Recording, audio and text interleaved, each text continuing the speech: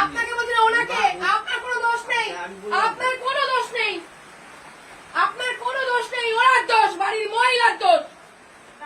আবার একজনকে ফোন করে তুলে নিয়ে এসে তাকে বলছেন জুতো মেরা করবো। হ্যাঁ, নিয়ে বাঁচার জন্য চেষ্টা করছেন, নিয়ে বাঁচার জন্য চেষ্টা করছেন। চুপ করুন, চুপ করুন। বাবা ডেকে এনেছিল বলে এই পর্দাটা ফাঁস হলো, বাবা ডেকে এনেছিল বলে মেয়েকে তাই পর্দাটা ফাঁস হলো।